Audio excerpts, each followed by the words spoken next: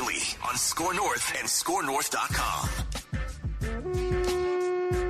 Oh, that was a brutal loss for the Minnesota Vikings to kick off the 2023 football season and Vent Line season here. This is the most fan-friendly, interactive, and on days like today, therapeutic show in all of Minnesota sports. Vikings Vent Line on the Purple Daily YouTube channel, where we turn the show over to you guys, Vikings fans, frustrated Vikings fans, we're guessing here today, to express your thoughts on the game. Phil Mackey, we've got Declan Goff over here on the YouTube screen, who's doing all the things behind the scenes to get you guys on the show, and Judd at US Bank Stadium right now, where people are going home, probably a little buzzed, probably a little pissed off, a little bit bewildered. We can break it all down. If you'd like to get on the show, we're going to give our opinions quickly off the top here, and then we're going to turn it over to you guys for an hour, hour and a half, whatever it is. If you want to get on the show, send us a request to the email address vikingsventline@gmail.com, vikingsventline@gmail.com, and we'll try to get to as many of you as possible. Just keep it clean, okay? I know you guys are mad today. That was just an atrocious loss by the Vikings, but keep it clean. Don't get us fired, basically, is all we ask. The show is presented by our friends at TCL, one of the world's best-selling consumer electronics brands. They have a new lineup of award-winning TVs delivering the most entertainment with stunning resolution. Well, I'll tell you what, those turnovers were in stunning resolution on my TCL TV in the first half. Learn more at TCL.com. Inspire greatness with TCL, an official partner of the National Football League. Judd, hi. Wow. It's about as bad a start as you can possibly have against a team that you should definitely beat. That's incredibly disappointing. And I will say this: in a home game, when you turn the ball over 3 times in the first half, you probably don't deserve to win, and you still had every single chance. The defense, to me, it got gassed in the second half, but I actually think the defense was a positive story of this game. The offense laid a complete egg. I think there were 11 drives, 6 of them were 3-and-outs. 3 of them ended in turnovers, including a fumble on a 9-drive play. The play calling was not very good, I didn't think. The quarterback had his struggles. The amount of times that it looked like they were turning the corner and offensively were going to break out, only to have them regress and go 3-and-out again, was startling and stunning. But overall, offensively, aside from at least the guy who wore 18, and I actually think when Jordan Addison got a chance, he played pretty well. There are a lot of disappointments, and I will say this too, you guys. The offensive line and those problems ain't cleaned up, and you're going to go into Philadelphia on Thursday, and I don't think you're going to have your starting center. And Darisaw tweaked his ankle. Yeah. He left this game. He came back. But that was a putrid performance by a team that's supposed to be known for its offense. I can't put it any other way. Putrid. Yeah, I'm going to put a pin in a couple of those things you said, and we'll circle back to them if I could use a couple buzz phrases. But, Declan, what is your raw emotional take 30 seconds after that game ended? Full disclosure, I spent a lot of this game on the can. And this game was somehow even worse than being on the can for numerous times. Are you okay? Oh yeah, I'm fine. No, I'm fine. I don't know. I just, for whatever reason, I was on the toilet a lot today. And this game was also a toilet on my TV screen. My beautiful TCL TV. I had to watch this epic fart noise that the Vikings just laid in Week 1 against a team that you were 5.5-point favorites for. That's starting Baker Mayfield on his 4th team in 3 years, and you lay an absolute dud for all these fans that showed up to watch in a big second year for Kevin O'Connell and the Vikings. And it was just an epic fart noise. That is my honest, brutal take after this awful loss to the Bucs. I think my main take is the Vikings were probably due for this. After last season, and I already saw some people right after the game tweeting out, like Bill Barnwell, the analytics guy from ESPN, the Vikings last season were 9-0 in one-score games. They are now 0-1 in one-score games. There's just a level of football gods regression that's going to smack you upside the head sometimes. And the Vikings were probably due for this. Last season, the Vikings, correct me if I'm wrong, the Vikings were outscored in the regular season, right? Mm-hmm. Weren't they the first team ever? -3 or something. Yeah, I think you're right. Yeah, they were the first team ever to win 13 games and be outscored. Like the math didn't add up, but they were so great in one-score games and late in games. And then I believe they were also outgained on a yardage basis last year. So you're outscored and outgained, and yet you still go 13-4. It's not something that's really possible more than like once every 30 years in the NFL. And today, they outgained the Buccaneers. This is what's bonkers about this game. Yards per play. Vikings 6 yards per play in this game. Buccaneers 3.5. If you this actually box score wise, this was the New Orleans Saints NFC Championship game from 2009, where you look and you're like, I'm not going to show you the final score. I'm going to show you a quarterback that throws for like 300 yards, an offense that outgains the opponent by like 150 yards, a bunch of turnovers to the was there even any no turnovers? So 3 turnovers to no turnovers. And then you look at the score and it's like, yeah, of course they lost a close game. Like they played with fire for 3 hours. They had several chances to put this team away and have a double-digit lead. Dumb fumbles, an untimely 3-and-out here and there, and then the interception on the goal line, the KJ Osborne pass. We can talk about that stuff, but it's like, yeah, this is the game that never happened last year. Their losses were like 30 and 40-point losses. They were embarrassing. They did lose a close game to the Giants in the playoffs, but this is the game that we didn't see last year, and it starts in week 1 this year. And now the schedule going ahead, you could not afford to lose this game with your schedule on paper. And so now you better get one back either quickly on Thursday night in a game you're going to be underdogs, or go beat a Patrick Mahomes or a Justin Herbert or somebody else. But what an awful way to start the season, knowing that this is going to be a tough sled anyways, even if you won the first game. Yeah, and I guess what bugs me though a little bit is the interior of your line appeared to get done again, and like we've been warning about that all offseason, and they've been sort of haughty about it, been like, oh no, it's going to be fine. Ed Ingram is coming around, so it bothers me when you don't try and shore up places, and it bites you in the ass against Tampa Bay. Because I agree with you, this was not a losable game. Like this is a game because you're probably going to be, common sense says, 0-2 now, and you can rebound from that, but it's still a bit of a hill to climb. So, yeah, I think it was very frustrating to watch some of the things. Also frustrating, in my opinion, to watch the defense play what I thought was a brilliant first half and not be rewarded for it at all because the strength of your team let you down. Yeah. But there were just a lot of questions I had about the play calling. I don't know if it was a Kirk thing and an O'Connell thing or sort of a combination. That's probably fair. But, the downfield passing game, when they attempted it, was pretty good. Now, I would guess pressure played a role, but it felt like they were trying to get cute in their new scheme a little bit too much. And to me, that scheme is there to try to set up big plays. We saw one, right? Jordan Addison touchdown was like the definition of what we've been waiting for. So I think there's a lot of questions off this one. Yes, and we're going to get to as many of them as we can. We're going to shut up here in a moment and throw the show over to you guys. It looks like we have a packed virtual green room here.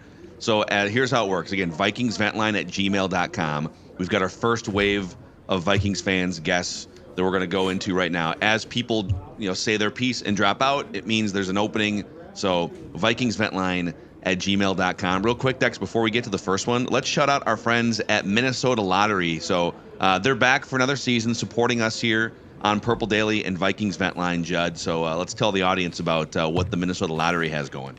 Absolutely. The Vikings might have lost, but guess what? The new Vikings Lottery scratch game is a winner. It's the official scratch game of the Vikings. You could win up to $100,000 or second chance prizes, including season tickets or an away game trip. That's officially exciting. Just say the Minnesota Lottery, I'm in. Must be 18 or older to play. All right, boys. Who's first out of the gate here? Who kicks us off on the 2023 Vikings Vent Line season? All right, let's go to Dan here to start things off on Vikings Vent Line. Dan, what's Hey, going what's on? up? Can you guys hear me? What's up? We got you, Dan. Yeah, what'd you think of that debacle today? Oh, rough. Really rough, you guys. I have a couple questions for you, so I want to know what you guys think. So, the second half, they just did not target Justin Jefferson. And I do not know if it was a line thing but Kirk seemed frustrated, first off. Like, you could see him, they panned to him on the sidelines a couple times. And I don't know if he's frustrated at the line or if he's frustrating at the play calling, because to me, the play calling seems very predictable. I don't know. What do you guys think? Yeah, so I mean, just like watching on the TV feed early on with the fumbles, and you had classic Netflix frustrated Kirk in the first quarter of the game, and then they had some success after that, but he was getting beat up quite a bit, but he looked tense, he looked frustrated. I don't know exactly if he had like a pie chart of the things he was frustrated about. I'm sure there was about 5 or 6 different things, but what did you kind of notice? I thought that he was frustrated for sure, but it's sort of Kirk, so I don't think that this was like a new thing. It very much feels like when things don't go his way or his team's way, that he does tend to get frustrated, which we saw in the docu-series on Netflix too. So yes, it seemed to me, but I like Dan's point about the play calling. I did not think the play calling today was very good. And I don't know what O'Connell exactly was trying to establish, and certainly it didn't work consistently. But I thought that, when you have the receiving core that this team has, and I know Kirk was hurried at times, but there were definitely opportunities as well. And you decide that like CJ Ham is going to be a huge part of your game plan. I guess I'm a little bit confused by that. Like I am all for 12 personnel, but that means 1 running back, 2 tight ends. As you sent me into text during the game, Phil, there was times when it was 13 personnel. There was times when it was 22. So it was almost like O'Connell, in my opinion, went overboard in going away from 11 personnel, which, look, if you mix it up, it's fine. But I felt like he mixed it up, or he didn't mix it up enough, and it almost became too predictable for what Tampa Bay was doing defensively. It did feel so. I actually we could probably devote like a Tuesday segment to this, because I spent the game charting all of the offensive personnel groupings that they ran out, because I was kind of curious. They ran, and we don't have to get like super into the weeds here, but they ran mostly 3 wide receiver sets last year. It was like, so first down is kind of the barometer of, all right, you got a clean slate. What personnel grouping do you want to put out there on first down when the entire playbook is open? And the Vikings ran overwhelmingly 3 wide receiver sets in 2022 on first down. Today it was flipped. It was like you said. They made a concerted effort. And I will say this: you said something about 10 minutes ago, Judd, that I kind of disagree with. You said the offense. I wrote down a word here. What did you say? The offense laid an egg, is what you said. Well, I agree. There were some bad 3 and outs, and the turnovers, like those were laying eggs. But in terms of just gaining yards and yards per play, if you told me, hey, every single game they're going to average 6 yards per play, that would rank them among the best offenses in the NFL. So do that, but stop turning the ball over, and don't have the 3 and outs and the punts. Like there's some things to tweak here, but I actually thought some of it worked, getting Josh Oliver out there. But yeah, it kind of felt like CJ Ham might like eclipsed his full season snap count total in 1 week from last year. And I don't know. I don't know if we need that much CJ Ham, but we'll see what they do going forward. All right, Declan, who's next on Vikings Vent Line? All right, let's go to Will next year on Vikings Vent Line. Will, what's up, buddy? Hey, Will. I'm just curious as to what body part of Ed Ingram is going to screw things up next time. First it was the feet, now it's the hands. Are we going to have a butt fumble coming up here soon? Oh, we might. A butt fumble would have to be on the list somewhere. Yeah, but I like Kwesi, but him being the stock investor, some of his investments are going bad. They're starting to tank. The Ed Ingram experiment needs to start coming to an end. It can't go on anymore. I think we all know Dalton Rice is going to get a call. Probably not too long after the press conferences, that he needs to come in, because that interior, I mean, Bradbury being hurt didn't help, because as soon as Austin Schlottman comes in, boom, everything gets muddied up. It's not the exterior, it's not the outside guys. You guys are right. It is the inside, but you guys are also right. Brian Flores. I mean, it was fun watching him and Todd Bowles go at it with each other. That was great. It was almost like seeing 2 of the same people, because they were both doing the same thing. And I know the announcer said that they were kind of like the same guys going at it, and that was right. But that was great to see, that the defense was aggressive, that Ivan Pace, probably my favorite play was Ivan Pace WWEing Baker Mayfield into the sideline. Was probably the greatest thing I've ever seen. But the only thing I've got left to say is I wanted to see more Kaius Tonga. Tonga, when he was in there, just that line seemed to be so much better. But I would like to know kind of not just on the interior, but also on the defensive line, what your guys' thoughts are. Thank you. Thanks, Will. Appreciate stuff, you, man. Will. Yeah, Judd, you want to take that one? Sure. On the defensive line, I actually was surprised a little bit. Tampa Bay didn't try and run up the middle more, which they did not. I think that they ran outside way more often than I expected. But let's talk about what he brought up at the beginning of his appearance. Will's right. Like the Ed Ingram thing. Look, it needs to start firing and working right now. We don't have time for another 17-game experimentation here. Like, if he has not shown significant improvement, they need to make a change at guard. This is not we'll just, wait 5 more games. Now we'll wait 5 more games after that. You devoted 18 games as in his rookie season, and I get that. But if you now find it didn't work, you better have a backup plan there. Like, you can't just keep beating your head against the wall and getting your quarterback hit. It doesn't work. Eventually Kirk's going to get hurt. How many ways, I like how Will put it, like how many different limbs is he going to use to screw something up, right? He stepped on Kirk's foot a handful of times last year, just like the rogue left hand as he's getting out of his set on the one fumble. Yeah. It's like, now Matt Ryan on the broadcast kind of put that fumble on Kirk. Even after seeing the replay, he's like, I know Ed Ingram's hand kind of knocked that out, but if you're Kirk in that spot, you got to get that ball in closer to you. And it was kind of funny, like on some plays where like largely Vikings fans or even maybe like the play-by-play guy today on CBS would say, hey, someone did something wrong on this. Matt Ryan would bring it back to, actually, the quarterback needs to do this differently. But on that one, it's like, what did he say? Ed Ingram just swung his hand out and knocked the ball out. So I don't know how you can put that one on Kirk. What did Matt say about the Antoine Winfield Jr. hit on Kirk that caused the fumble? Because that guy was coming, in this case, Winfield Jr. is coming at Kirk. Yeah. Like, Kirk saw that and like it twisted his head. But I don't know that also was not at least partially on Kirk as well, because I think the line had picked up everybody, and Winfield was a free blitzer.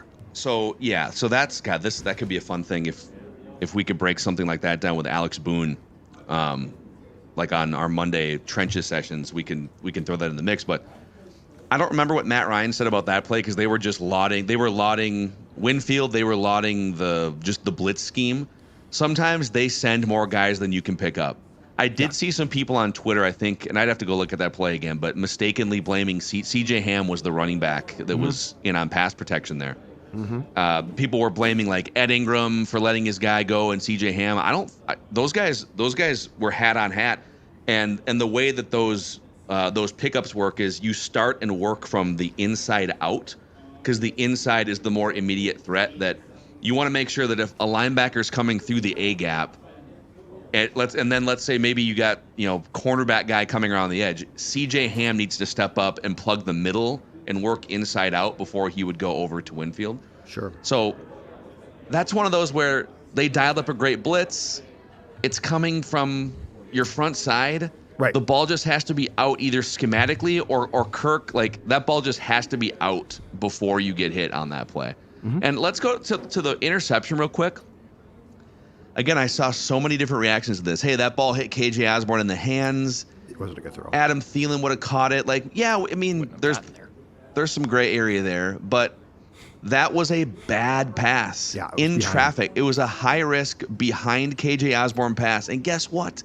KJ Osborne's good. He ain't prime Adam Thielen in the red zone. So you just got, if there's two defenders that are closing in on a guy and it's tight quarters and you throw a pass behind him with his momentum going, okay, it hit him in the hands or hit him in the jersey or whatever it was, but like he was off balance, and he's not Adam Thielen from 2018. It was a bad pass and it got picked off. Doesn't mean Kirk's garbage, but it was a bad pass. Mm-hmm. Definitely behind him. All right, let's keep rolling here. Vikings Vent Line. We just want the Vikings to win a Super Bowl before we die. Losing to the Bucs in the first game is not on the right track. Yeah, how about beating Tampa Bay, okay? Yeah.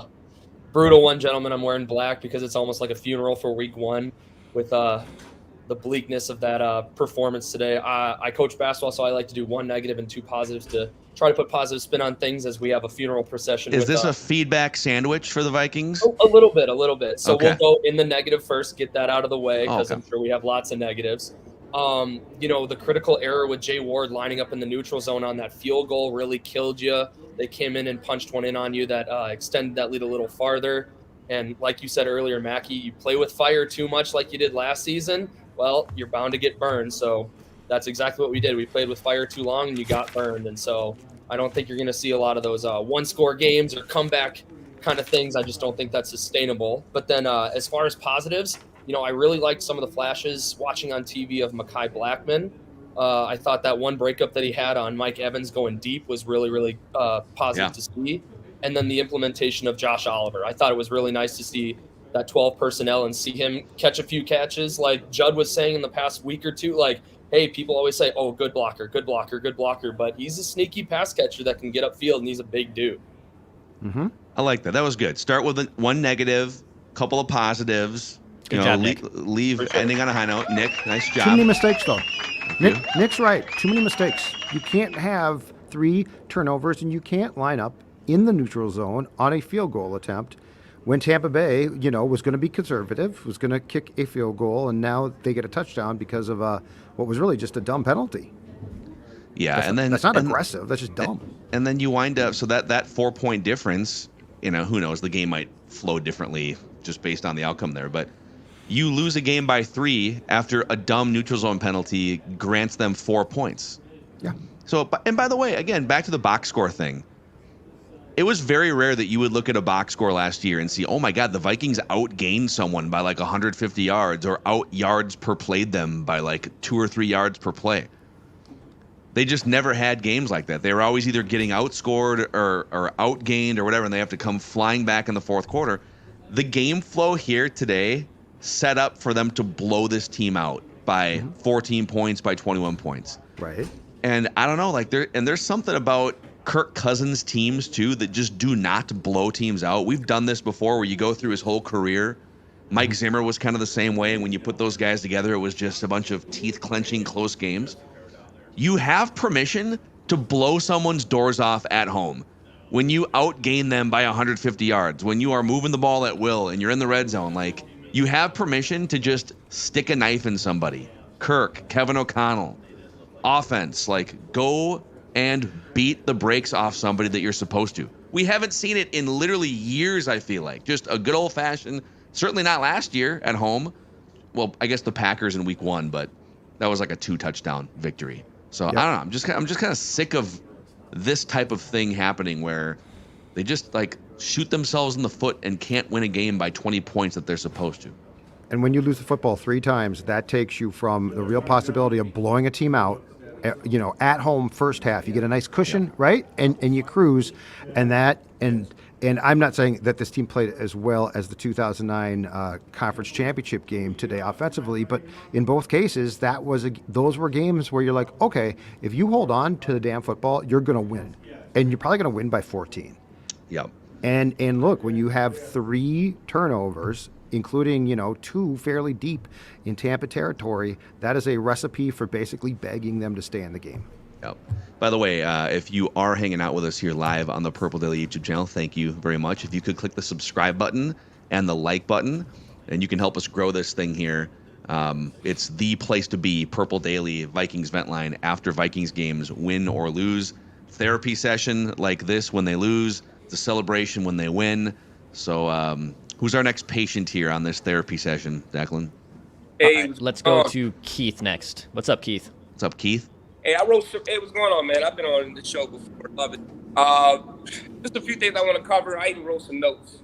Love it. Preparation. That's good. KOC and Kwesi, man, I feel this loss is on them.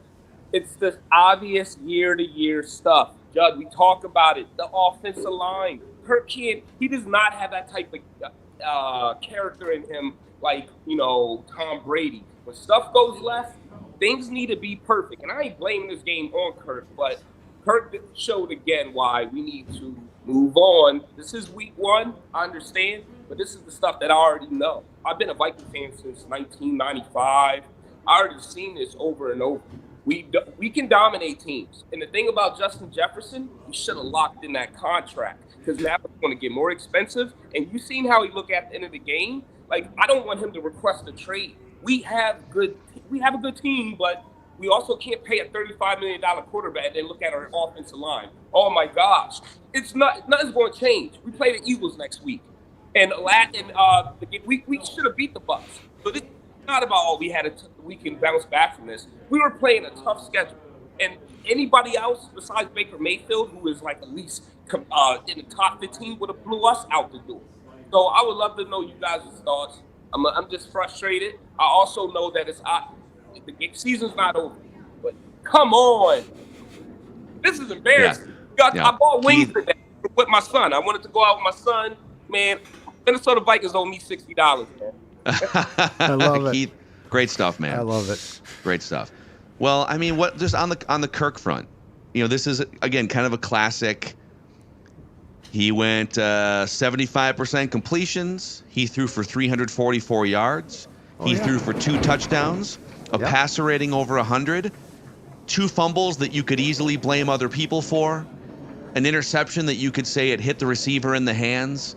It's another one of those like, hey, it's not his fault that you could very easily craft that argument, which is sort of the 10-year career or whatever. How many years has he been a starter? 9-year career of Kirk Cousins. But to Keith's points about Kirk Cousins, what do you think today?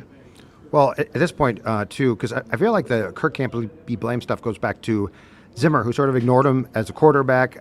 This is on O'Connell and Kirk. Like, they're the tandem. If things go wrong offensively, guess what? They both get blame.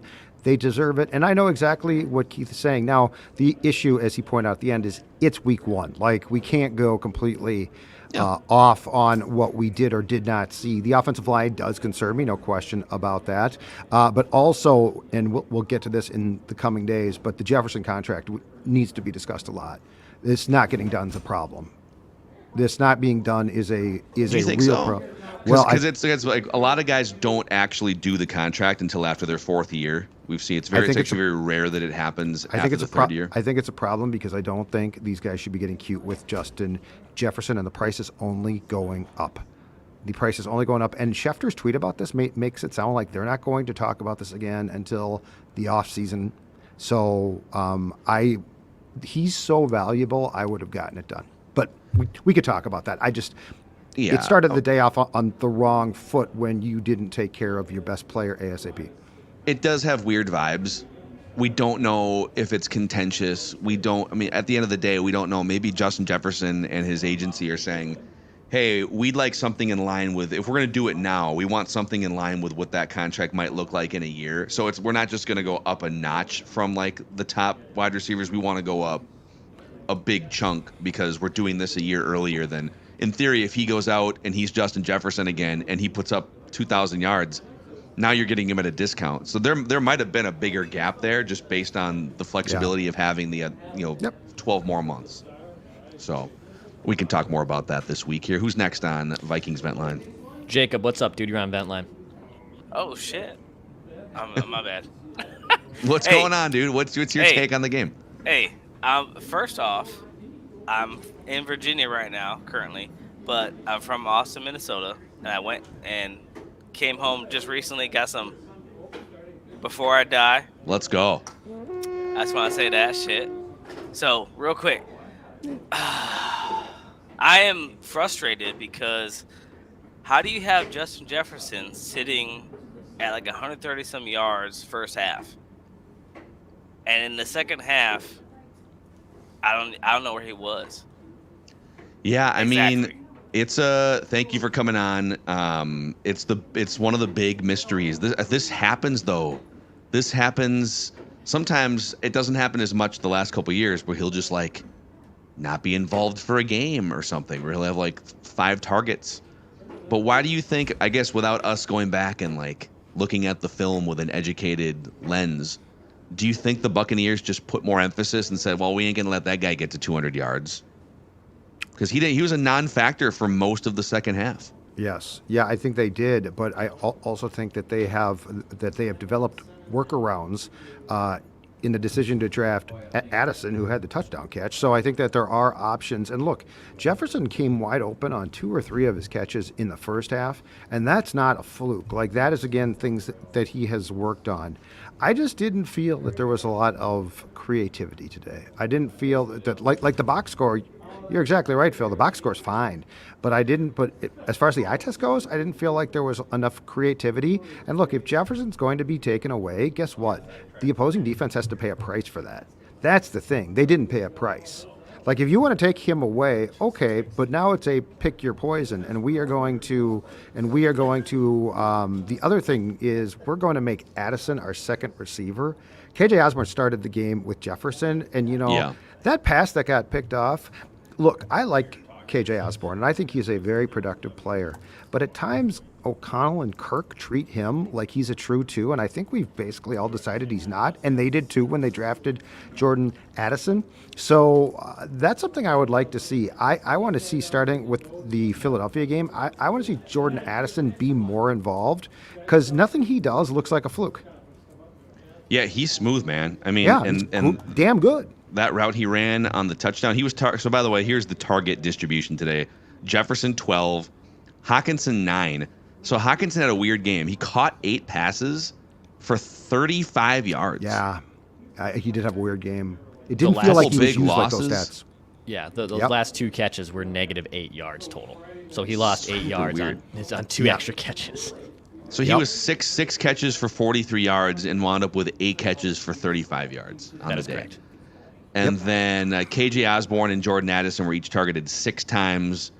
Addison with the 4 catches, 61 yards, and then KJ with the 3 for 31. Obviously, the interception. So, all right, let's keep it rolling here. This therapy session, Vikings Vent Line, Dex.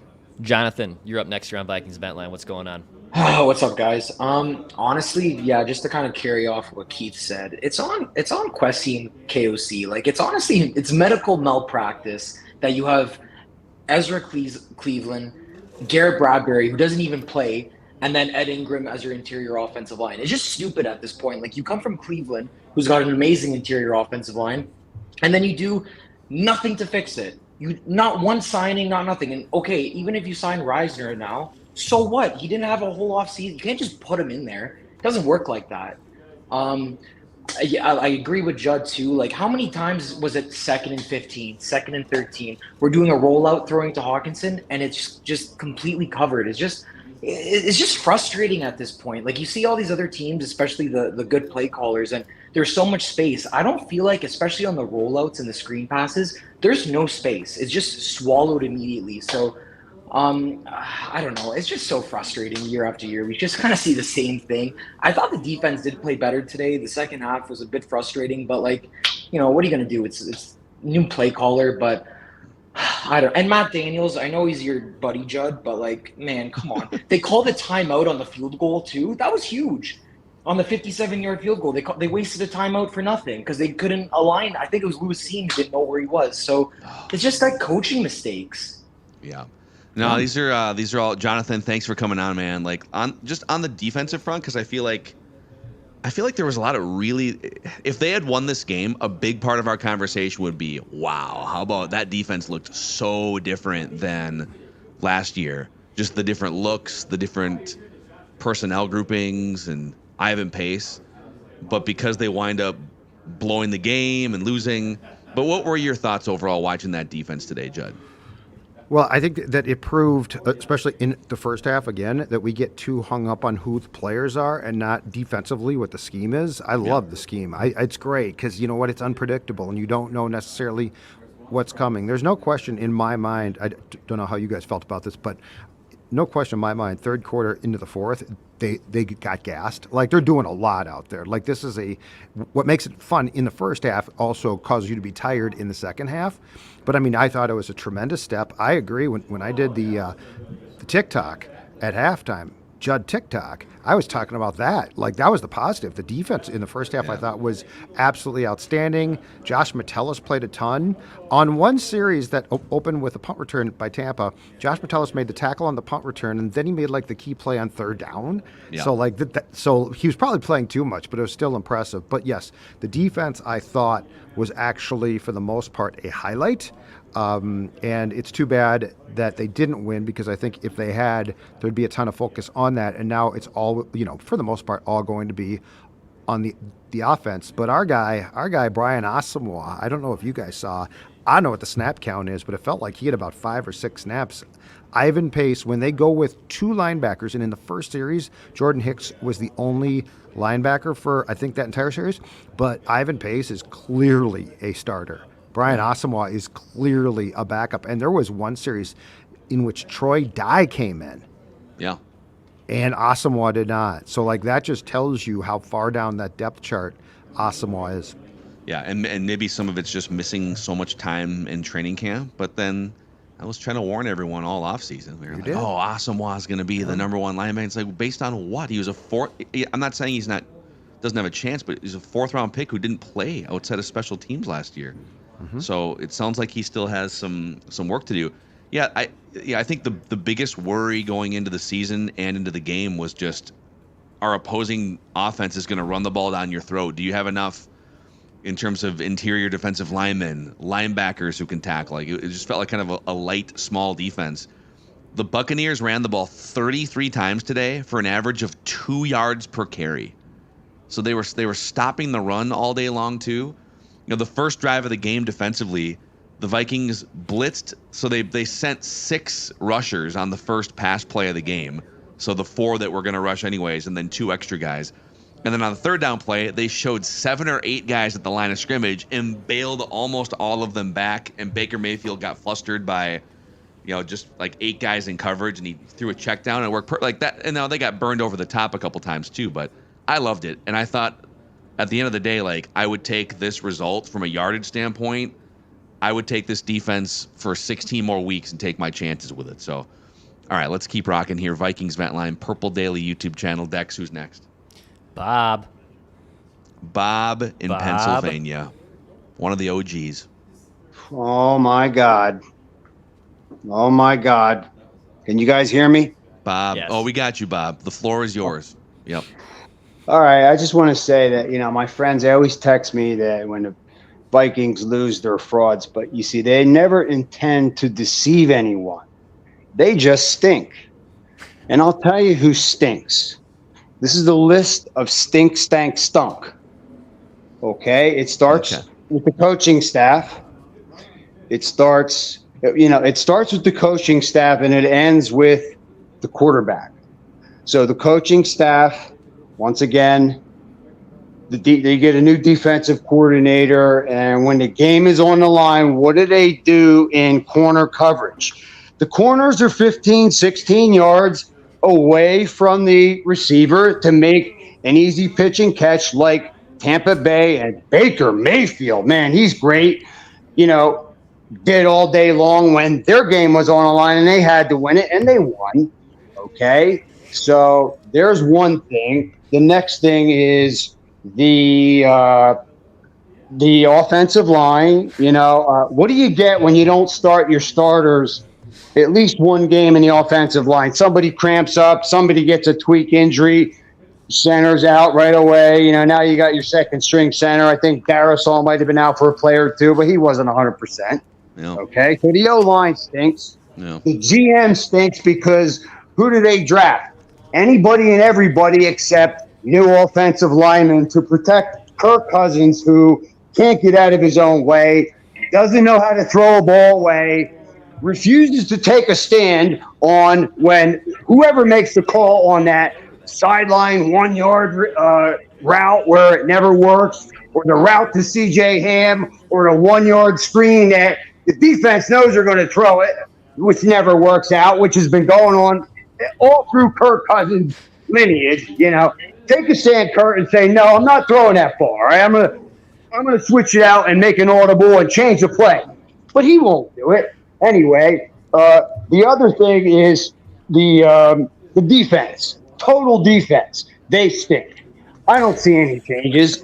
The defense allowed 3 yards per play. I'll give you specific on who stinks. Harrison Smith stinks. Okay, when that touchdown to Mike Evans, we're 44. Blew his coverage. You got a rookie 44 there. Harrison Smith is standing right in the middle of the field, free safety. Why can't he even make an effort to try to make a play on that, which he didn't? Easy touchdown. Come on, Harrison Smith is way overrated. I'm sorry. Wow. He is. That's what I Bob, see. you don't, Bob, I you don't know don't what mean you that. guys see, but that's what I see. Bob, wow. sorry. What are you drinking, Bob? Coming in. I didn't see Bob's drink of choice, but we never saw his face. We saw his ear for the last But 3 minutes. So. we became very acquainted with Bob's eardrums during that rant. The frustration from Bob is palpable. I mean, he just lashed out at Harrison Smith, which seemed that, okay, I get we're all frustrated here, but. I'm not going to blame the defense for today's problems. It would have been nice if they had gotten a pick or if they had forced a fumble, but guess what? They didn't. In my humble opinion, your problems today were offensive problems. They were not defensive problems. And yes, Metellus got beat on the Evans touchdown, but you guys, we've talked about this. This defense, with what they're asking players to do, this defense is going to get beat at times. Like it's going to happen. What you don't want is to say we're going to play too high shell and we'll never get beat deep and then get beat deep. That's the thing. So like you do have to build in some room for when you're changing things as much as they do. There's going to be some breakdowns for sure. But my problem is not with the defense off of this performance. It's the turnovers. Sometimes we can sit here and twist the Rubik's Cube around and this and that to the point where we blame Harrison Smith or whatever, but like if you don't fumble twice in the first 10 minutes of your season, and if you don't back-to-back series, exactly. And then if you don't throw an interception at the goal line before halftime, you win this game comfortably. It's a game that you should have won comfortably. They moved the ball largely up and down the field. They did have some drives that were kind of duds, and of course, you had Kirk was great fourth quarter last year, but that 3 and out they had, and they never got the ball back, right? With like a minute to go, or what was it? With I guess it was like 4 minutes to go. It was like a 4-minute offense, and they never got the ball back. That was just a putrid drive. So there, it wasn't like the offense was perfect, but I think the issues were more first half, man. Like you had a chance for this game to not be close at all in the fourth quarter, and you just weren't ready. You weren't ready for the season. Sometimes that happens in week 1 where you're just, it's been about 7 months since we played a real football game, and I guess we're gonna fumble the ball a few times. And let's be upfront about this. They look like they might have been, and this is a huge mistake. It looked like they might have been thinking about Thursday night as well. Well, they better start thinking about Thursday night now. The offense looked like it might have been thinking about Thursday night as well. But yeah, you nailed it. 3 turnovers at home against Tampa is how you get upset. I'm going to withhold my hottest take for tomorrow, but I have a take on the offense that I will withdraw from the Calling from O'Connell. Tomorrow. Calling for O'Connell's head. Don't say it. I don't want to know until tomorrow. 9 o'clock. 9 o'clock tomorrow morning Central Time. Are we live? We are going to be live every single day after Vikings games on the Purple Daily YouTube channel, 9 o'clock a.m. Central Time. So make sure you click the subscribe button and the like button. We're going to do hottest Vikings takes. We're going to do a pie chart tomorrow, a pie chart of blame, and some other fun stuff. We'll go around the NFL. So be there. Be there tomorrow. All right, Declan, who's up next on Vikings Vent Line? Let's go to Steven next here. Steven, what's going on? You are on Vikings Vent Line. Oh, you're muted on your end, Steven. You just got to unmute yourself. Oh, there's a finger there. Here we go. We got There you go. Hey, just thought I'd let you know the Eagles are 17-0 against on the road in Philly right now. So I just thought I'd chirp in with that. Wait, okay, wow. So they're beating the Patriots handily. So they look great, is what you're saying. That's good. Yeah. So, well, I initially wanted to bring the camera up and show you that we're in a 1-game hole already, but just a couple of things. Offensive line, I'm not going to say number 67's name, but there were 5 definitive plays where he absolutely either could not cover the pass. Definitely, obviously, we talked about, you guys did earlier about the little tip there, but definitely 5 there. I'm going to talk about the other left guard. He missed a key block on the Hawkinson pass on the last drive of the game.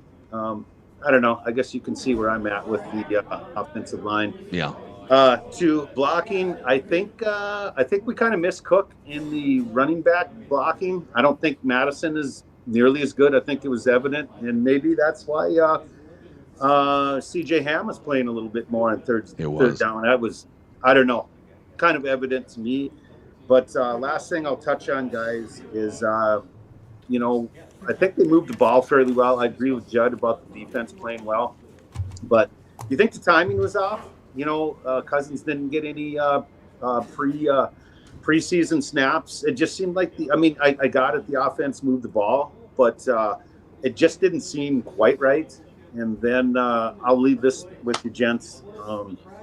We can't have these lulls and doldrums when we need to move the ball. I got it. Cousins moved the ball down in the third quarter, scored a touchdown.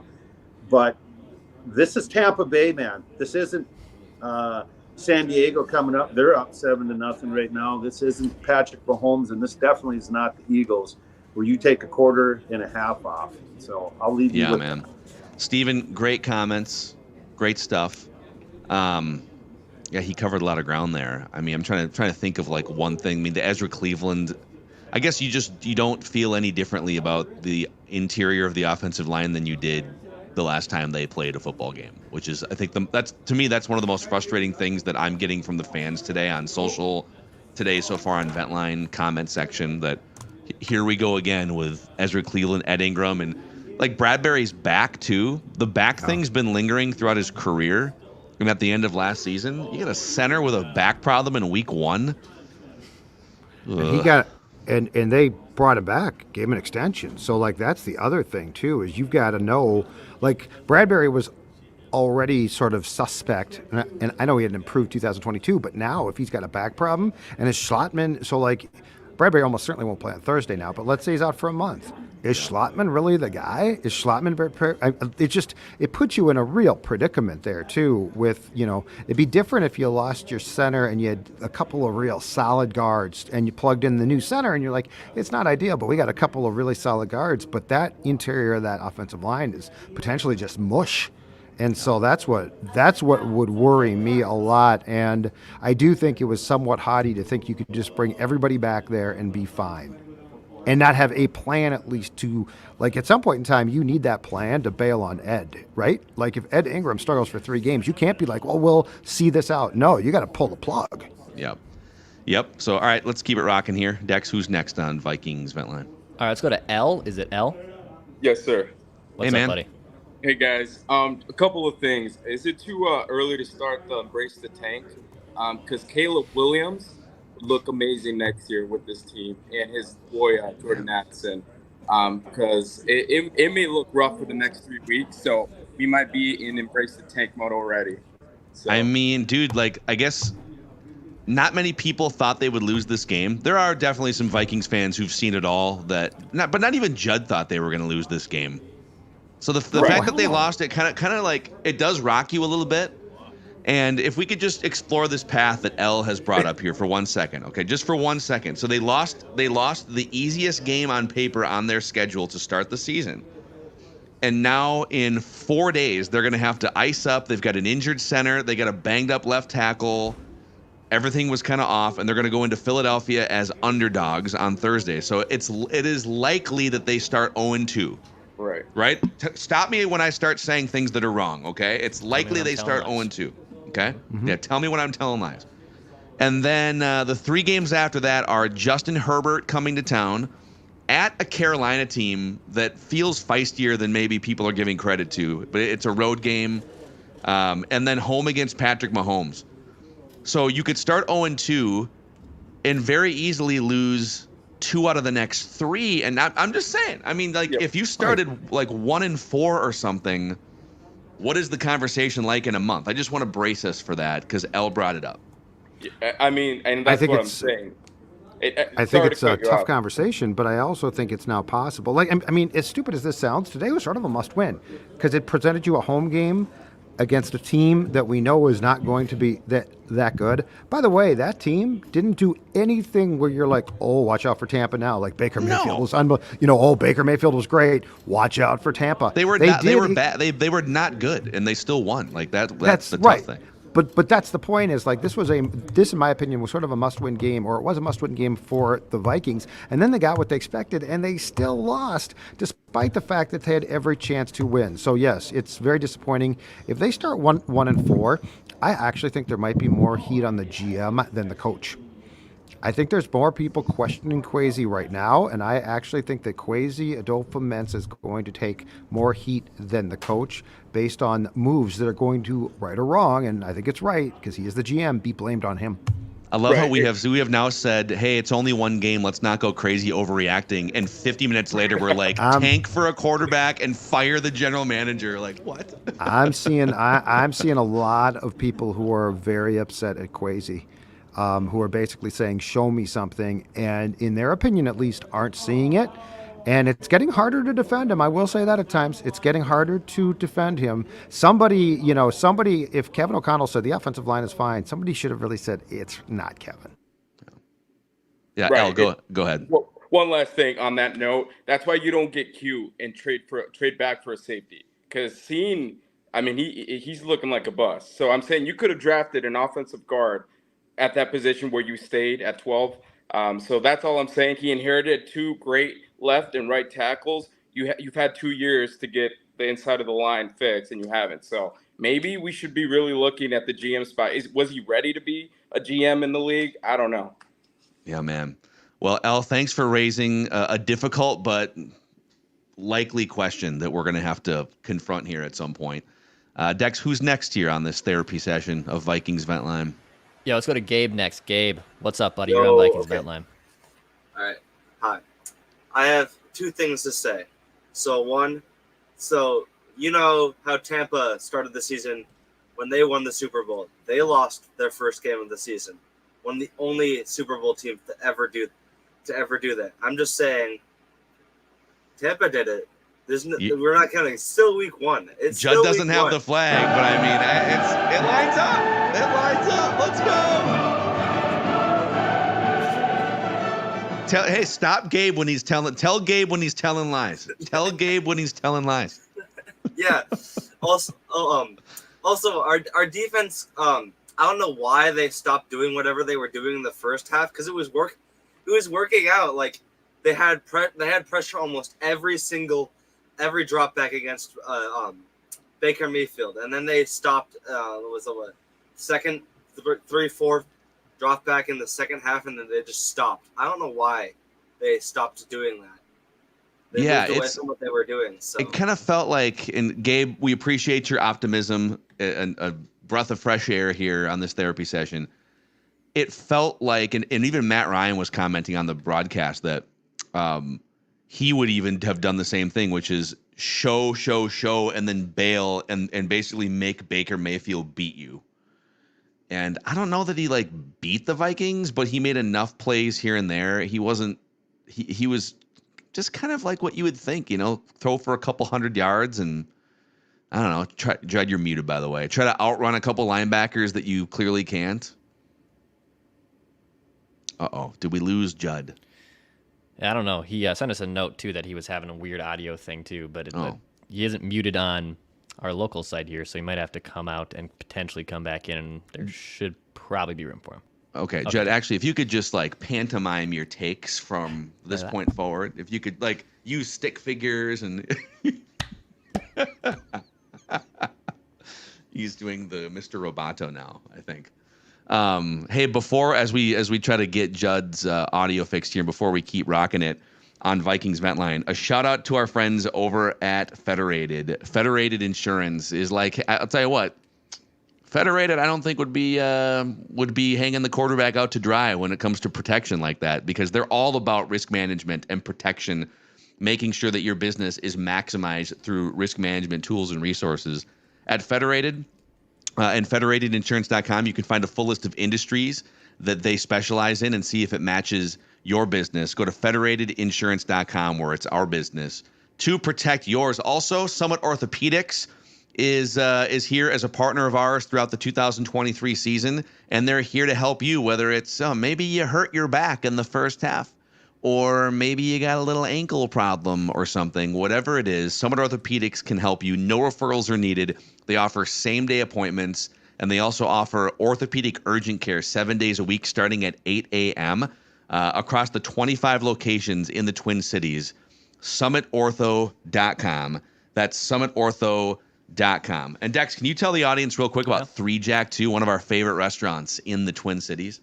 Absolutely, yeah. Three Jack's a great spot. You can find them in the North Loop. You can get your golf swings in. Obviously, they have a great lunch option. They have men's leagues. They have women's leagues too. They have all sorts of leagues options there as well. And of course, they have great game day specials. So I know it started off with a little bit of a dud, but you got Thursday night football coming up. Thirsty Thursday, one of my favorite days of the week. Why don't you go enjoy yourself at Three Jack here in Minneapolis if you're in the area? Go to Three Jack and threejack.com to book that simulator bay and stay up to date on all those great menu options. Okay. All right, let's keep it rolling here. Vikings Vent Line on the Purple Daily YouTube channel. What's going Justin, on, what's up, man? Y'all hear me? Yeah, we got you, Justin. All right, so like I was saying in the comments, I'm definitely going to be a glass half empty kind of guy. You That's guys have okay. It's second time calling. First time was when we won, so dealing with a little bit of anxiety right now. But what's the percentage of teams that make it to the playoffs starting 0-2? Not very high. Okay. I knew this was going to come up. I knew this would come up today. And they're facing one of the best teams in the league on the road in 4 days. Which is winning right now, yep. Exactly. If it couldn't get any worse, I mean, I'm watching Red Zone through my door into the living room right now. Eagles are looking dang good. Lions already won on Thursday night. And Jordan Love is threading needles to Romeo Doubs in the end zone. So here we go, guys. Oh, God. Couple takeaways. Deep breaths. Ed Ingram, what are you doing, bud? Right, it's the feet, now it's the hands.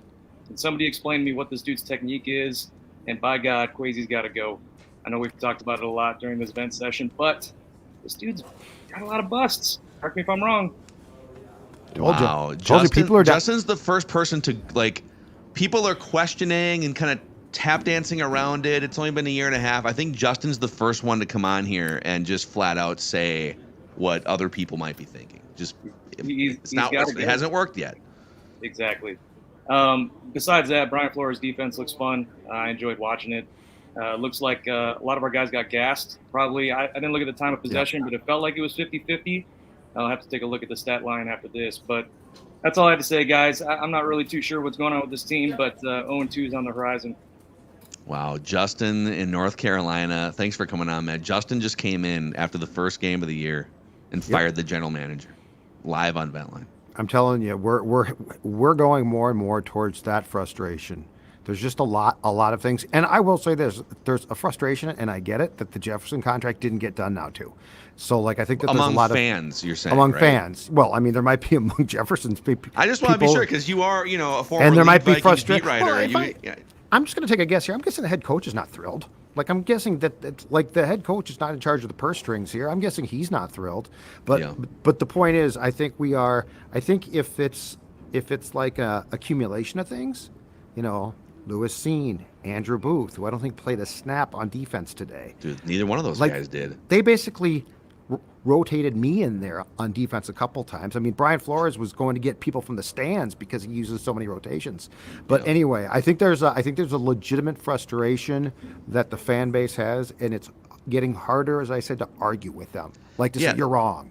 I think that's kind of the thing, and I'm not there yet. I want to see. I'd like to see a full second season, whatever. But like, absolutely. But it is hard right now to say, hey, if we were doing a staged debate show like the Skip Bayless show or whatever, like First Take. We've been accused of that, by the way. We have. It's not true. We don't. We swap topics and stuff, but we don't swap. No, takes. it is true. Okay. What are you talking about? That's very true. Let me tell you something right now, Phil Mackey. Let me tell you something, brother. But like if we were to do that and say, all right, Judd, so you're going to argue for firing Kwesi, but I'm going to have to sit here and argue that no, it's working and he's doing great. That would be a really hard position, if not impossible, to argue right now. Mm-hmm. So, agreed. All right, who's next? We're an hour into this therapy session here on the Purple Daily YouTube channel. Who's next? Chris, what's up, buddy? You're on Vikings Vent Line. What's up? Can you guys hear me? Yeah, we got you, Chris. Hey, man. All right. So, first off, as you can see behind me, we got the Michigan State stuff. So my Sunday is looking rough. Mel Tucker just got fired. Vikings lost. Yeah. Wow, dude. That's a real tough one. Yeah, so it's a rough day today. But so yeah, most of my takes have to do with the offensive line because those are our main questions, right? The defense and then the offensive line. Defense looked pretty good.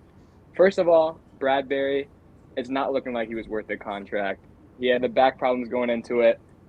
Back problems again. We probably should have looked somewhere else with Pochich or whoever that New York Jets guy was.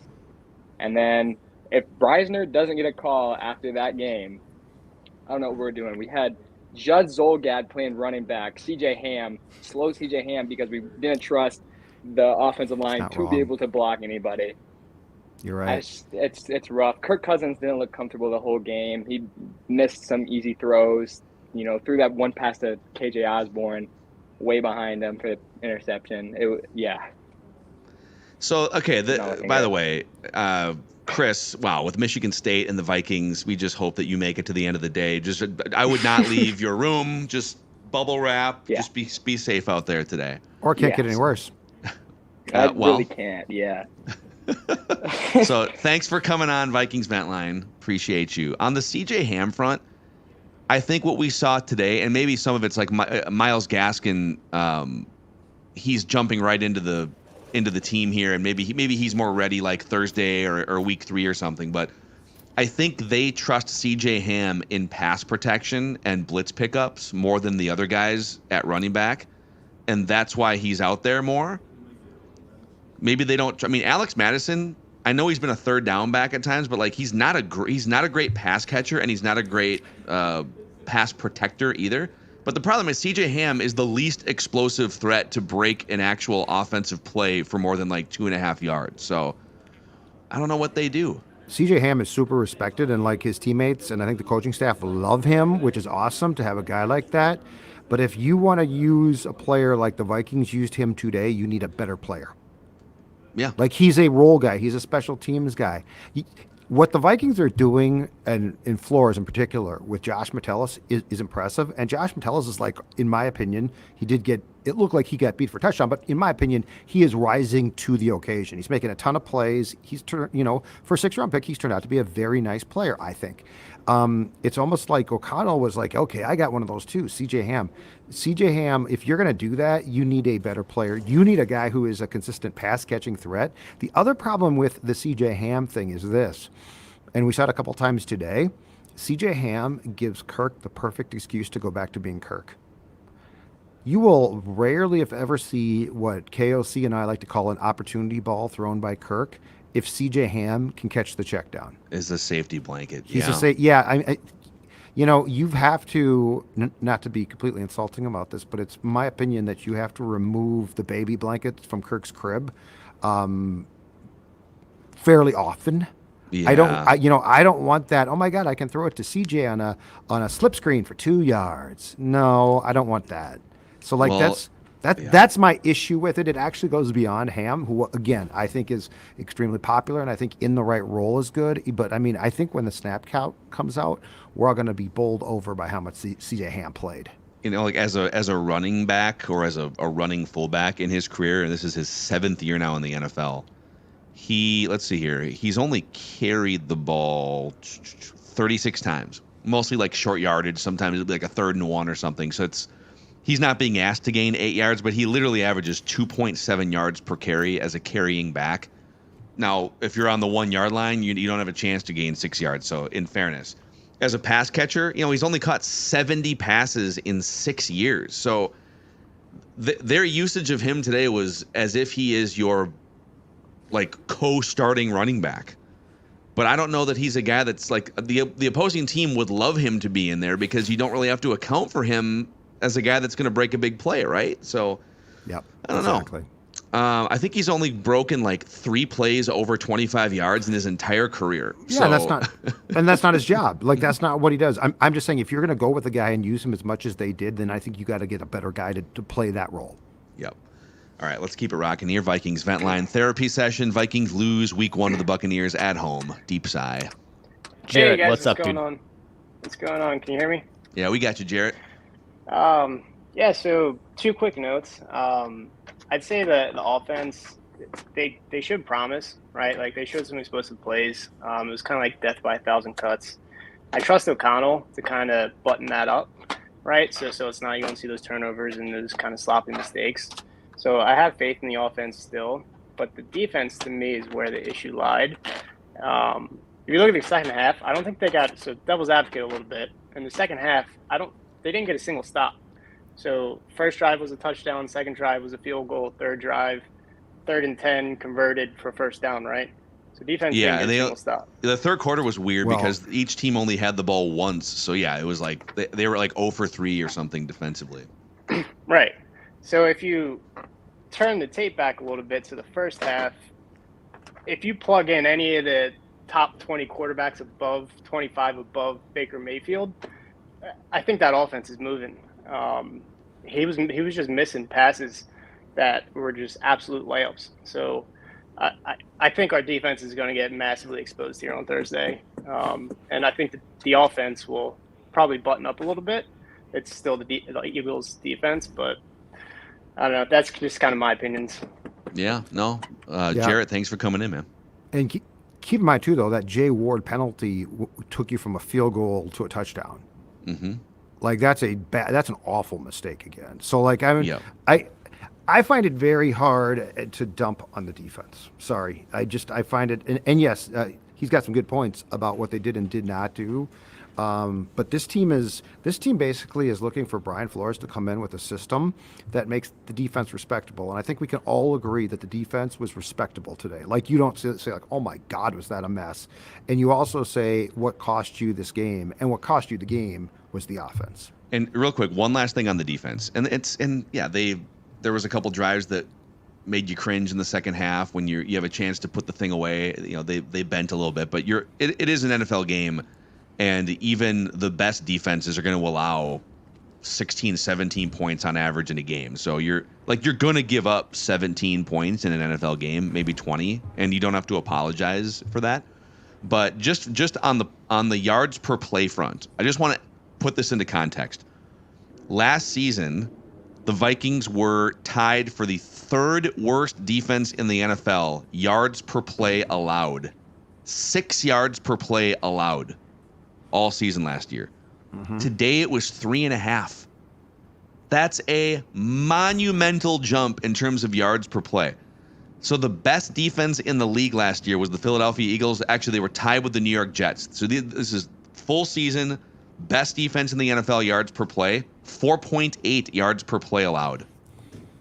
Vikings, again, were 3.5 today. I'm not saying it's sustainable. You're not going to face Baker Mayfield every week. Right. That number's going to jump maybe even on Thursday night. But let's not let, like, a couple of drives went haywire or this play, that play. Like, there's a certain number of those in NFL football games. You would take 3.5 yards per play on defense every single day of the week, and it would be, quite frankly, an historical season if you could maintain that level of defense.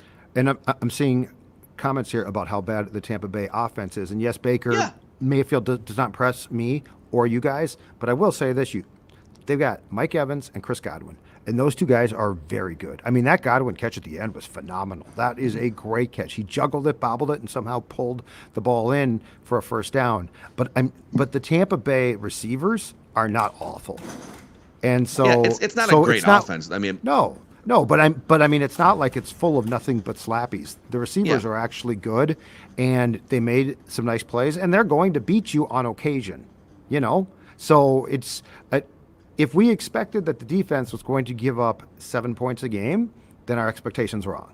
But you were supposed to. So let's go through the sort of the woulda shouldas here, and then we'll get to it. So you had a dumb neutral zone infraction that led to 4 more points. Correct. So Tampa Bay was supposed to score 16 points in this game. They scored 20.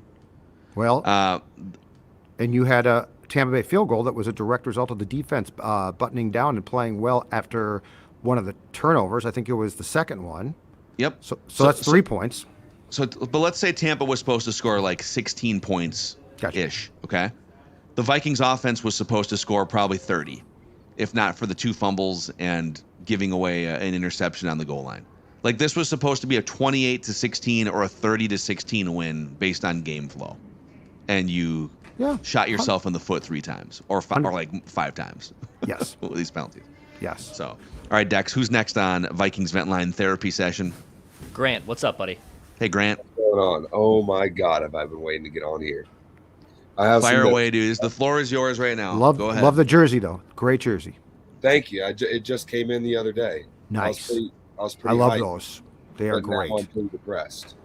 Don't burn it. All right. So first thing, Baker Mayfield sucks. That dude is terrible. The fact that we just lost to him, like, that's insane. Jordan Addison is a dog. We all knew that. Kirk, okay. When I saw Kirk throw that like little out route to Jordan Addison when Justin Jefferson had the button route wide open, I knew immediately this is the same Kirk. He's not learning. He's not. Like, he predetermined for that snap that he was going to throw to him. At least that's what it seems. Jefferson let him hear it after the play. Jefferson pointed back at him and chirped him and was like, "What are you reading on that play?"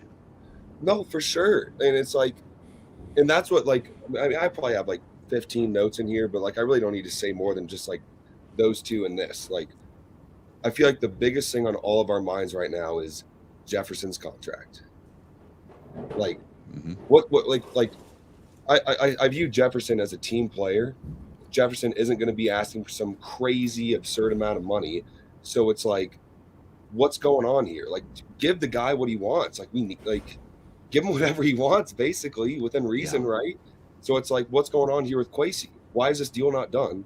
And at the same time, okay, so if the deal's not done, now we're in the position of, I think JJ knows that Kirk's not the guy. So Kevin O'Connell either has to sell JJ on his ability to develop a quarterback, or he has to sell him on his commitment to go get one. And I mean, is Jaren Hall the guy? Like, you've brought up Grant, because I think a lot of people are worried that, hey, you can't move on from Kirk Cousins because you can't tell Justin Jefferson, you can't take a top 12 quarterback away and then move into the unknown, or he's going to want to walk, right? And you've kind of said the other thing, which is, well, what if Jefferson, who used to play with Joe Burrow in college, by the way, what if Jefferson looks at Cousins and he's like, I mean, I like Kirk, and Kirk has definitely helped me get a lot of yards, but in terms of winning a championship, what if Jefferson says, he's a nice guy, but he's not like Patrick Mahomes or Joe, but he doesn't have that championship dog in him, right? No, Kirk is a good quarterback, and I think Jefferson has a lot to be grateful for having Kirk as a quarterback coming in, because Kirk's always like, if you're open, like, he's usually going to hit you, like, he's pretty accurate, but he can't win a Super Bowl. And I'd be lying if I say he didn't trick me again this offseason. That freaking guy. I was the last game of the playoffs last year, I said Kirk is gone. That last throw on 4th down against the Giants, I said he's gone. He brought him back, and then I was watching some stuff, reading some stuff, and I'm like, oh, KOC thinks he's turning the corner, and he got my hopes up again. No, he sucks. He's still Kirk. He needs more Brett Favre. He doesn't have the Brett Favre. You've been watching Netflix. You watch quarterback. You got sucked in. Yep, you watch quarterback. Someone sent me a screenshot that I don't remember us noticing. There's a moment where he's driving home after the playoff loss, I think with his wife. They're just in the car, and it's kind of quiet. And one of the cameras was in the back seat looking out the front windshield, and someone sent me a screenshot. Kirk's on the freeway, and he's driving 54 miles an hour. Yeah, we talked about that. Of course he is. We talked about that. Of course he is. Yeah, we talked about that. Well, that's the one where his wife actually sounded more upset about the loss than he did. He was upset, but but she was pissed, and she should have been pissed. She's like, you're supposed to be the leader of the team. Well, you know what, though? This is going to be a pretty hopeless case if Kirk Cousins is getting his ass kicked in the first quarter of most games. And like today, we saw it again. Again, that's what's frustrating. It's because the interior offensive line. And the Netflix special, the Netflix special basically gave a play-by-play of what this team couldn't afford to have occur again. And yet they basically ran it back. Exactly. That's the thing is, like, the one thing that I will give Kirk completely is I came away from that show 2 things. 1, I had no idea how bad he got his ass kicked consistently, and 2, he's a tough hombre. He's a tough SOB. But you also say, as a football fan, you can't keep that up. You're 35, so that was frustrating. And Ingram, today didn't appear to take any steps. So I think that there is justification to be frustrated with Kirk as well, but also just the circumstances of not improving things when if you were going to keep him, you had to improve some things. Yeah. For sure, and it's it's really great how how he's been able to stay healthy. Like, I mean, he's missed, 0 games since he's been with us? Mm-hmm. That's incredible, especially the shots that he's taken. But I will say, I took something what I took away from that Netflix special was a little bit different than you, Judd. You said you thought he was tough after that. I mean, if you're like Justin Jefferson or one of your offensive line, anybody else on the team, and you see your quarterback coming off the field going, your coach asks you if you're okay, and you go, no. Like, I didn't say he didn't whine. I didn't say he didn't whine. He does whine. Like, you don't need to make the noises. You don't need to. I'll say this. Another thing from that Netflix deal. Thanks, Grant. That has and Grant, great stuff, dude. Let's get Grant on Vent Line again. Awesome. Great points. But the Tuesday thing is something that has kind of raised some eyes just in and around football, like that he takes 24 hours off on. Now this week he won't because it's a short week, but he has committed to taking Tuesdays off, and he's not going to study film, he's not going to come in or anything like that. And when I saw that initially, I was like, whatever, dude, like, you get your work in if that's what gets you charged up. And I have kind of heard that, not in the Vikings locker room necessarily, but that's not at all common, especially for quarterbacks. Quarterbacks want to come in and help game plan on their off day. Yes. But now we're blaming Kirk for the loss today. I was going to say this. Starting next week, I also am going to take Tuesdays off. 24 hours? Just spend time with Dawn. Spend time with Dawn and Stella. Are you going to watch the Twins game if it's on, or are you're going to avoid that too? I'm just going to go for walks. Okay. I'm just going to walk around my block with Dawn all day long. Just commit to Dawn and Stella. Well, Stella, by the way, I know that whether you spend 24 hours with her or not, I know she's going to be tugging at you for some Nutrisource on Tuesday next week, right? And so is Maya. Nutrisource officially sponsoring Vikings Vent Line this season. Look at Stella with her little Nutrisource training treats. Yes. Oh, yeah. And every time that she goes out, it's a well-orchestrated gamut that she runs to make sure that she gets the training rewards treats that she loves so much. Look at that side-eye from Maya right there. I bet she wants to be fed right now. Yeah, that's Maya being like, hey, we're within the hour window of dinner time, so I can start begging you for food, right? Look at the Vinster. Yeah, Precious. and then the Vinster, who doesn't like his haircut, sometimes doesn't like getting his bath, but at least he gets his Nutrisource treats, and he'll still give you those side eyes too, stare that Maya and Stella do so well. Nutrisource is the official pet food of Purple Daily and Vikings Vent Line. NutrisourcePetFoods.com to find a Nutrisource retailer somewhere near you, all across the country, based in Minnesota, but all across the country. Nutrisource Pet Foods. A couple other things here, too, before we get into our final batch of Vent Line therapy. So we have launched a new wing of the Score North shop, the Purple Daily shop, as well. ScoreNorth.com/shop. And you can find a merchandise wing where we've got all sorts of Purple Daily related swag. But then there's a collectibles wing. It's, again, ScoreNorth.com/shop. Click on collectibles. And you can find some of the coolest memorabilia for your man cave, for your office.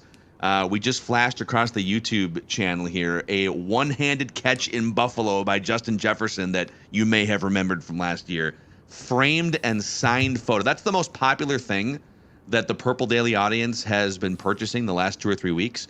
But check it out, ScoreNorth.com/shop, and click on collectibles to deck out your man cave.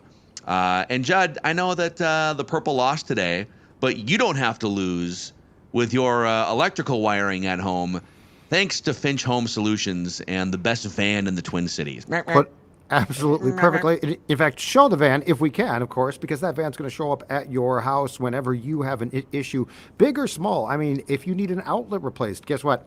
That van right there, that's going to show up at your home. If you need your entire house rewired, which you know what? Sometimes with old houses you do. Finch Home Solutions, my friend Cody, who I'm sure can commiserate with you fans right now, because he is also a big Purple fan, but Finch is going to show up. Finch is going to get the job done. I've used them. Sports Dad has allowed them in his house. That's right. Wow. I don't even allow Declan in my house. The Vinster probably, not Declan, but I allowed Finch in my house. Courteous, efficient, professional. No, that's not. Yo, you better not use my bathroom.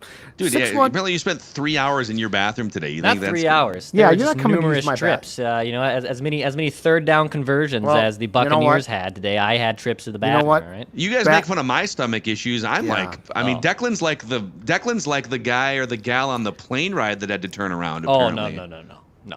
Not Can we not talk about that during my fine read for Finch? 612-502-3311 or finchhomesolutions.com.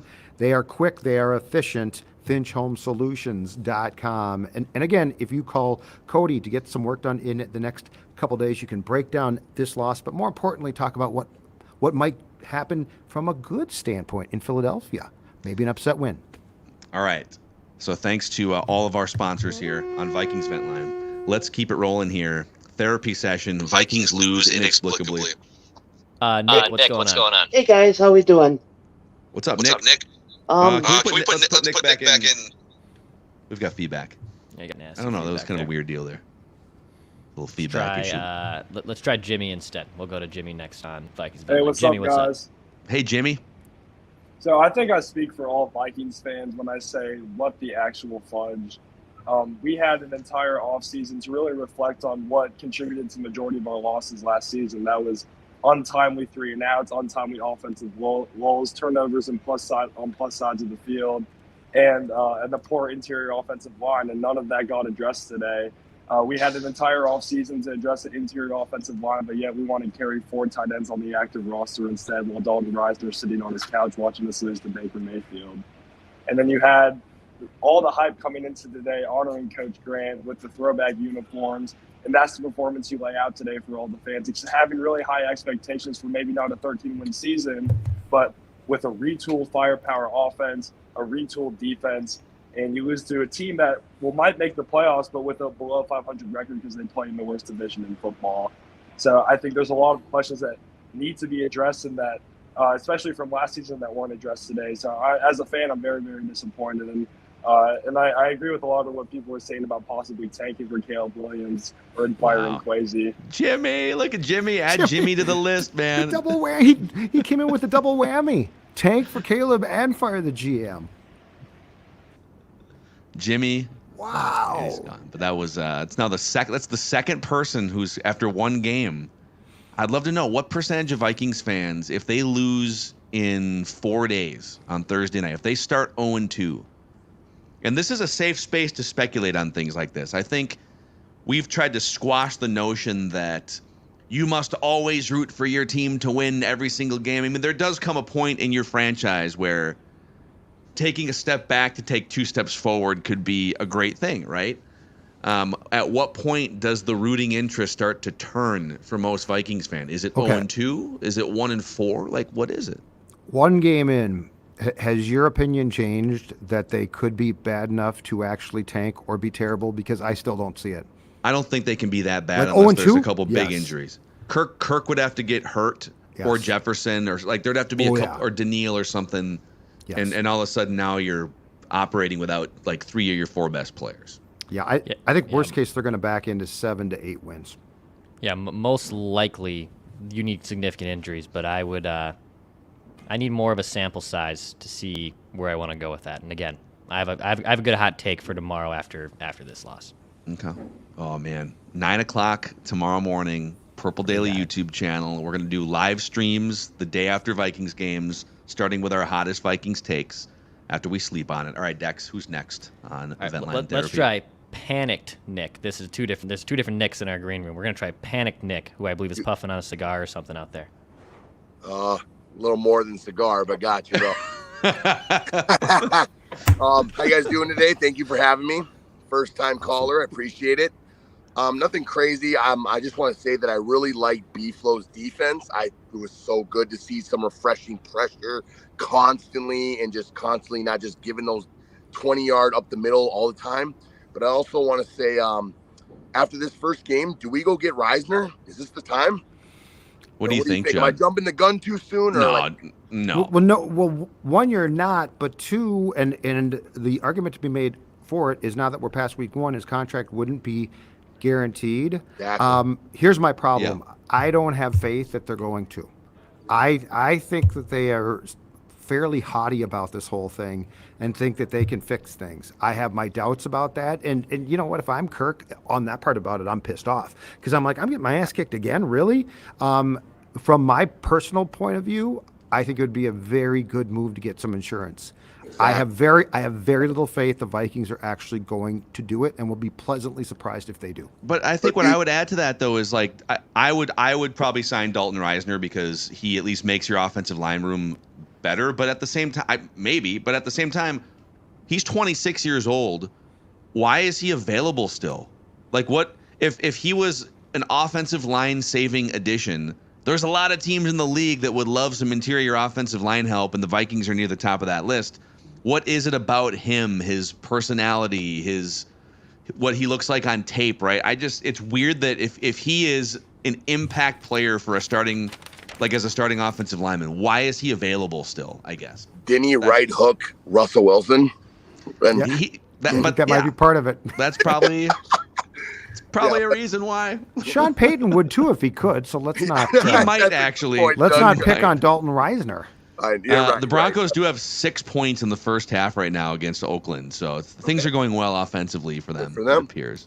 All right, well, I appreciate it, guys. Thank you so much for what you do, and I'll leave it to you guys. Thank you, Nick. Appreciate it, man. Nick. It's rocking it. Dex, who do you want to go to next here on Vikings Vent Line? All right, let's go to Mike in San Antonio. Mike, what's up, pal? What's up, guys? Just want to start by saying something I was optimistic to see in the game. This is the first game, I think, in 2 seasons where we didn't watch the opposing team walk up the field and just score. The secondary was super aggressive, going against Mike Evans and Chris Godwin. Like, that's not nothing. So I think we can feel good about that. Some things that I was not okay with, I think I was on the vent line after the playoff loss, and I'm ready to call year 1 of Kwesi's first draft a bust. Brian Asamoah did not play very much. It's like, other than Jalen Naylor making that one special teams play, like, who did anything from year 1 draft? I mean, Caleb Evans is a starter, right? So I guess, but he's the best pick right now, correct? Mm-hmm. And it's just kind of one of those things where I don't think that we addressed any of the issues on offense. If anything, we slightly downgraded. We didn't, go after a center. We didn't go after any of the, free agent guards, having 2 of the lowest rated guards last year. It's just kind of one of those things where I feel like from offense, we kind of were stagnant, if not got a little worse at running back. And then on defense, it almost seems like we were sold a bill of goods that if we just focused on improving the defense, then that would, turn into automatic wins. And that didn't really happen. Yeah. It kind of shows you too. And by the way, Mike in San Antonio, thanks for coming on here on Vikings Vent Line. It kind of shows you that there is no, like, the defense was better today. This was one of the best defensive performances that they've had in like 2 years, maybe like 3 years, because Mike Zimmer's defense was really bad for a couple years too. There's a lot of ways for the luck pendulum to swing back and forth in the NFL, and it swung largely one way every single time in 2022. It swung toward the Vikings.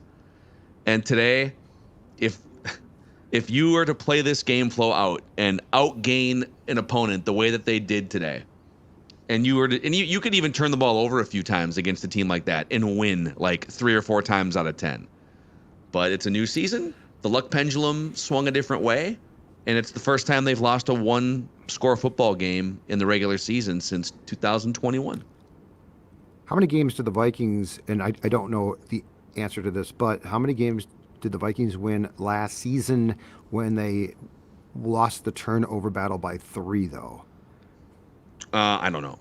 I'm willing to bet Dex, do you want to look that up? Yeah, we'll look that up Dex, for you. can you look that up? Does it matter? Maybe it doesn't matter. I'm not sure. Probably none is my guess. It matters, and that's what I was going to... Of course it matters, yeah. To say. But, the Vikings a year ago, I will give them this. They created their own luck in some cases.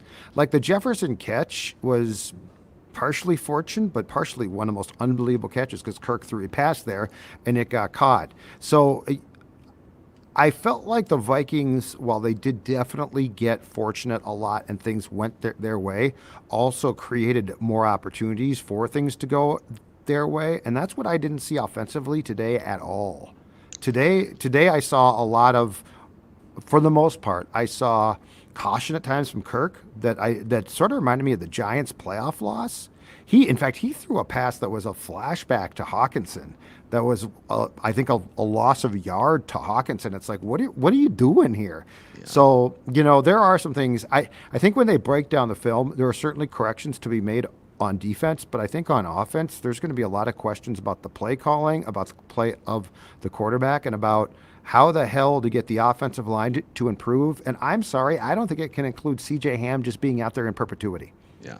Of the 8 guys they drafted in 2022, only one of them was a major contributor today, week 1, 2 seasons later. There's a problem. He's right. It's a Caleb Evans 4th-round pick. Ty Chandler actually scooted around on a couple plays. Ty Chandler looked pretty good on a couple plays, but I think snap count-wise, he was a distant third to both C.J. Ham and Alex Madison. So, and then Jalen Naylor made a nice little tackle on a special teams play. But I guess if you get a good special teamer and a 4th wide receiver with a 6th-round pick, that's fine.